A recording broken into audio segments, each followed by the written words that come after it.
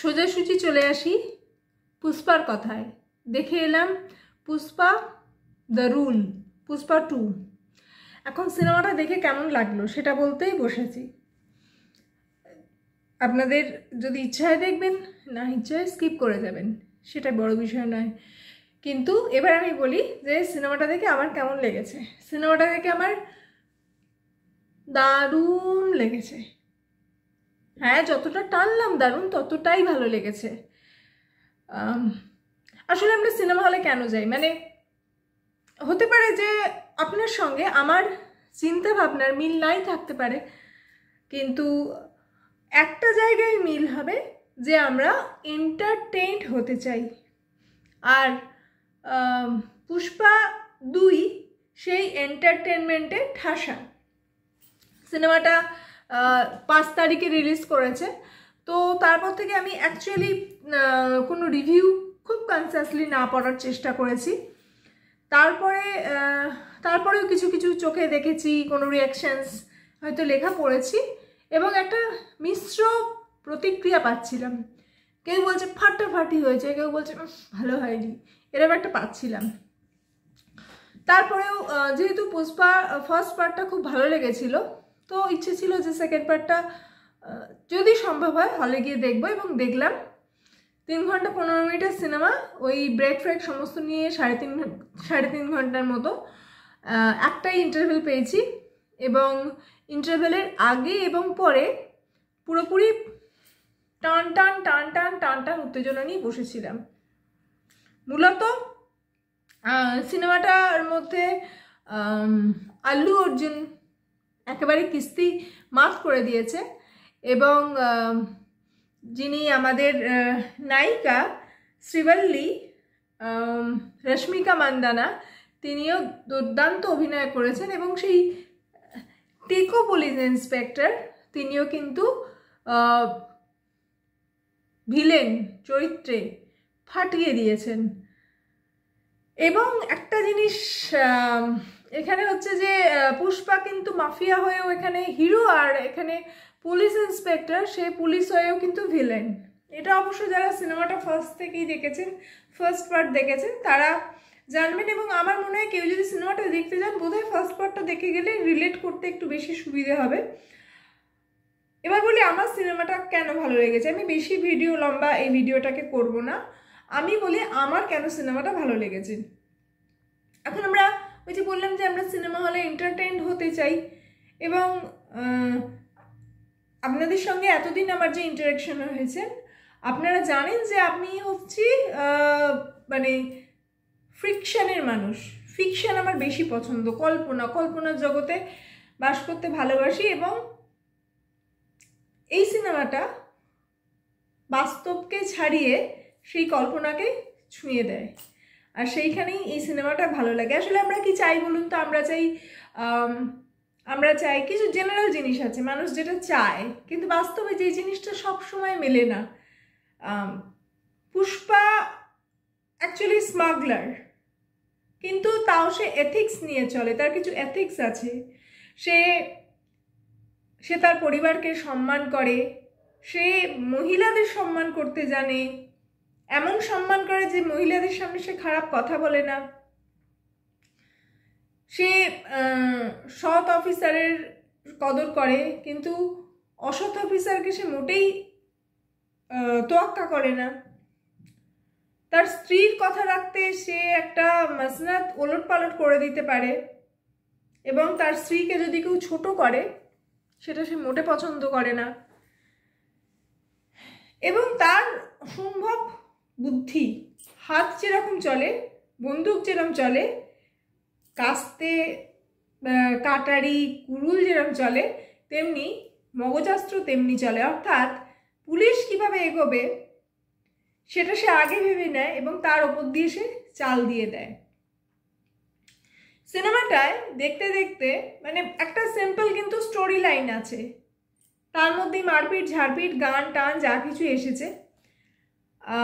এবং একটা জায়গায় আছে যে মা কালীর পুজো হচ্ছে, এবং সেখানে পুষ্পার মধ্যে পুষ্পা তখনই জানতে পারে যে তার স্ত্রী সন্তান সম্ভবা, এবং সেখানে তার মধ্যে একটা আবেশ দেখা যায়। এবং আমরা যারা পুষ্পা পার্ট 1 দেখেছি বা এই সিনেমাটাও একটু মন দিয়ে দেখলে বোঝা যায় যে পুষ্পার একটা আইডেন্টিটি ক্রাইসিস আছে, তার পিতৃ পরিচয় নিয়ে, তার স্বীকৃতি নিয়ে একটা টানাপোড়েন, তার মানসিক দ্বন্দ্ব বরাবর আছে। তো সেই জায়গা থেকে সে মা কালীর কাছে প্রার্থনা করে নিজেকে অর্পণ করে বলছে যে আমার যেন মেয়ে হয়। তখন তার স্ত্রী বলছে মেয়ে হোক বা ছেলে হোক, যে সন্তানই আসুক সেই আমাদের কাছে গ্রহণযোগ্য হবে। বলছে না, ছেলে হলে তো তাকে আমি বংশের নাম দিতে পারবো না। এইরকম একটা সেন্টিমেন্টাল জায়গাতে সিনেমাটা যখন নিয়ে যায় আসলে, এবং সেখানে যখন একটা মেয়ের সম্মানের ওপরে সম্মান নিয়ে চিনিমিনি খেলার জায়গা আসে, সেখানে পুষ্পা যেভাবে রুখে দাঁড়ায়, এই যে বলছিলাম যে তখন যখন পুষ্পা তার মধ্যে যখন মা কালীর সামনে নাচছে, শাড়ি পরে নাচছে, যেই ছবিটা আমরা অনেকবার দেখেছি, গলায় লেবুর মালা ঝুলছে, কপালে রং টং লাগানো আছে, কিন্তু একটা জিনিস স্বীকার করব, যেভাবে প্রেজেন্ট করা হয়েছে সেটা কিন্তু কখনো হাস্যকর মনে হয় না।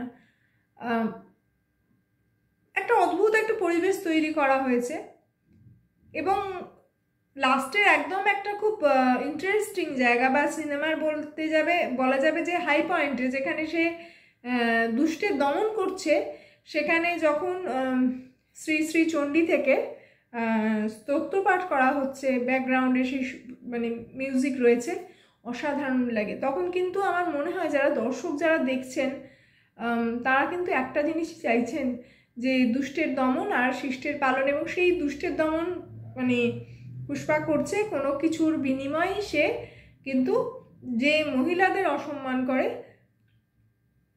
সেরম যে বদমাইশ, তাদের হাত পর্যন্ত কেটে দিতে, তাকে ত্রিশূল দিয়ে বধ করতেও তার মানে তার কোনো দ্বিচারিতা নেই, তার মানসিক কোনো নেই। এবং যখন পুষ্পা একটা চ্যালেঞ্জ দিচ্ছে সেই পুলিশ ইন্সপেক্টরকে, যে সে ওপেন চ্যালেঞ্জ দিচ্ছে, সে চোখের সামনে দিয়ে সে অনেকটা চন্দন কাঠ সে স্মাগল করে নিয়ে যাবে, তখন পুলিশ ইন্সপেক্টর কিন্তু চেষ্টা করছে যে সব রকম ভাবে যেন তাকে আটকানো যায়। আর দর্শক হিসেবে আমরা কি চাইছি? আমরা চাইছি যাতে পুষ্পা বেরিয়ে যেতে পারে, পুষ্পা যেন নির্বিঘ্নে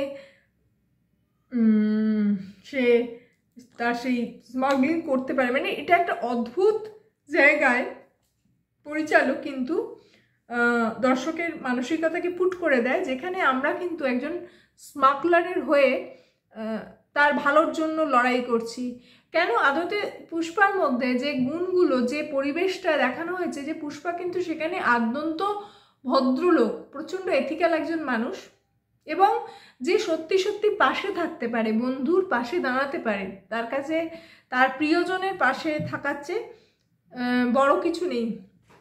এতক্ষণ শুনতে শুনতে ভাবছেন যে আমি বড্ড ইনফ্লুয়েন্সড হয়ে গেছি, আসলে তা নয়। বললাম না, এই সিনেমাটা দেখতে গেলে একেবারে ফুল ডোজ এন্টারটেনমেন্ট। আপনি যদি যুক্তি বুদ্ধি দিয়ে এই সিনেমাটা দেখতে যান, তাহলে বলবো যে আপনি যাবেন না এই সিনেমাটা দেখতে। এই সিনেমাটাতে যুক্তি বুদ্ধির কোনো জায়গা নেই। একদম ফার্স্টেই দেখাচ্ছে যে জাপানের একটা কি বলবো ডক, যেখানে মাল খালাস হচ্ছে, এবং সেখানে জাপানি গুন্ডাদের সঙ্গে হিরোর লড়াই হচ্ছে। এবং কি নিয়ে লড়াই হচ্ছে? দা, কুড়ুল, চাকু এইসব নিয়ে লড়াই হচ্ছে, যেখানে একটা বন্দুকেই, ওই যে বললাম একটা বন্দুকেই খেল খতম হয়ে যেতে পারে, সেখানে এইসব নিয়ে লড়াই হচ্ছে। বন্দুক অনেক পরে আসছে। যাক, তারপরে হয়তো এই পার্টটা হয়তো আমাদের, তারপরে পুষ্পা জলে পড়ে গেল, তারপরে অ্যাকচুয়ালি কাহিনী শুরু হলো। তো আমি কাহিনীতে যাচ্ছি না, কিন্তু ওই যে বললাম যে আপনি যদি বুদ্ধি দিয়ে বা যুক্তি দিয়ে এই সিনেমাটা দেখতে চান, তাহলে আপনি দেখতে যাবেন না। আপনি যাবেন কেন? এন্টারটেনমেন্টের জন্য যাবেন। আপনি 3 ঘন্টা 3 ঘন্টা 15 মিনিট হলে বসে থাকবেন, 3 ঘন্টা 3.5 ঘন্টা বসে থেকে আপনি এনজয় করবেন পুরো ব্যাপারটাকে। এবং আপনার সাবকনসিয়াসে যেগুলো আপনি চান, একটা পূর্ণ মানুষের মানে একটা মানুষের জন্য, যে মানুষের মান আছে, হুঁশ আছে, পুষ্পা একদম সেই রকম একটা মানুষ। ফলে সে গুন্ডা হওয়ার জন্য আমাদের বিন্দুমাত্র খারাপ লাগে না।